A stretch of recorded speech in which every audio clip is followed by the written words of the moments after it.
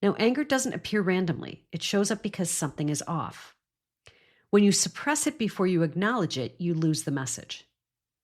Welcome to The Change Effect, the podcast that helps you turn life transitions into powerful new beginnings. One story, one shift, one breakthrough at a time. I'm your host, Noelle Van, an author, leadership coach, and change strategist who spent years in corporate America helping innovators and leaders break through barriers to create success on their own terms. I now work with women to step into change to create a life they love. Whether you're putting yourself at the center of your own story, redefining success, or making a power pivot in your life, career, or business, you're in the right place. Each week, we dive into conversations with trailblazers, change makers, and everyday women experiencing the ripple effects that come from overcoming the fear and doing it anyway, providing actionable steps, practical strategies, and a whole lot of fun along the way. So if you're ready to step up and become unstoppable, buckle up and let's get started. I want to talk about anger today, and I want to do it without any of the softening that usually happens when someone brings it up. Because here's the thing, anger gets a bad reputation, especially for women.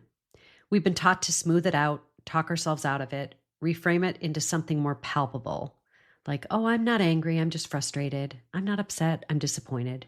We become translators of our own emotions in real time, making sure what we feel comes out in a form that others can accept. And in doing that, we throw away one of the most useful signals we have. Today, we're talking about anger, not as a liability or something to manage or contain, but as information, specifically what it's actually telling you and how to put it to work. Now, let's start off by talking a bit about our conditioning. Here's where this starts. Most of us learned early that our anger was a problem. Too intense, too much, unprofessional, difficult, emotional. So we learned to suppress it or redirect it inward, which is where a lot of chronic self-doubt and second-guessing actually lives. Or we let it come out sideways, passive, indirect, controlled just enough to keep the peace. What we weren't taught, and this is the gap, is that anger is a signal. It shows up when something that matters to you has been violated. A boundary, a value, a standard you hold, an expectation of fairness or respect. Now, anger doesn't appear randomly. It shows up because something is off.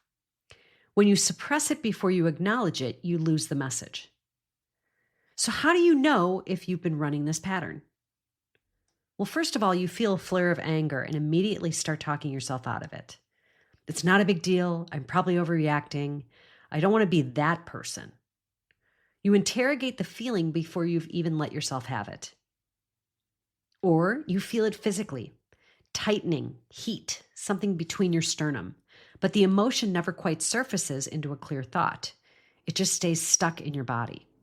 Or you find yourself cycling back to the same situations over and over, replaying conversations, relitigating decisions that are long done. That loop is often anger that hasn't been processed, and it keeps circling because it hasn't landed anywhere useful yet. Or the opposite, it comes out in a burst that surprises even you, and then you spend the next 3 days managing the fallout and wondering what happened. That's suppression followed by overflow, and neither end of that cycle is useful.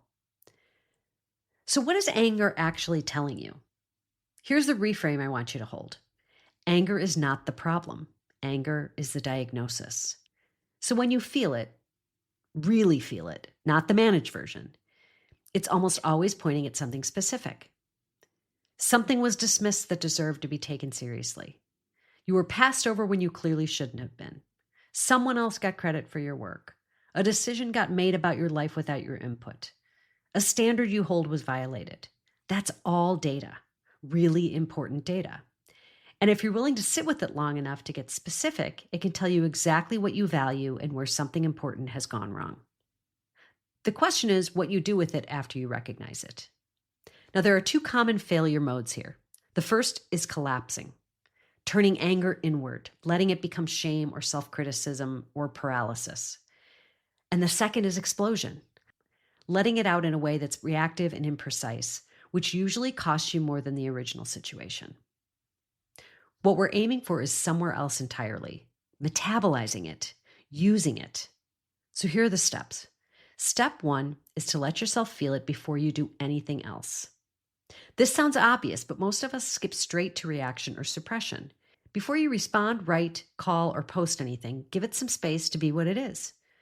Even 15 minutes can make all the difference in the world. Step 2, get specific. Ask yourself, what exactly is this about? Not in general, but precisely. What happened? What was violated? What did you expect that didn't happen? The more specific you can get, the more actionable the information becomes. Step 3, separate the signal from the noise. Anger often comes with some heat that isn't useful. Blame, catastrophizing. You don't need to throw it all out, but you do need to set it aside long enough to find the clear path underneath. Sometimes anger is asking you to have a direct conversation. Sometimes it's asking you to stop tolerating something you've been tolerating too long. Sometimes it's showing you a door that you need to walk through. The action isn't always dramatic, but it's usually very specific. Trust what surfaces when you actually ask the question. So one important parting truth, anger doesn't make you difficult, it makes you clear. Women who've done the most interesting things in their careers, in my experience, weren't the ones who kept the lid on everything. They were the ones who learned to read their own signals, including this one, and let it point them somewhere. Your anger knows something, so give it enough space to tell you what that is. I'm including a simple exercise called the Anger Inventory in the show notes for anyone interested to go a little deeper and read the signals more clearly. That's it for now. Until next time. Thank you for listening to The Change Effect. You can find us on Spotify, Apple Podcasts, or wherever you get your podcasts. Be sure to subscribe and leave a review if you enjoyed this episode, so more women like you can find us and take their next step toward creating a life they love.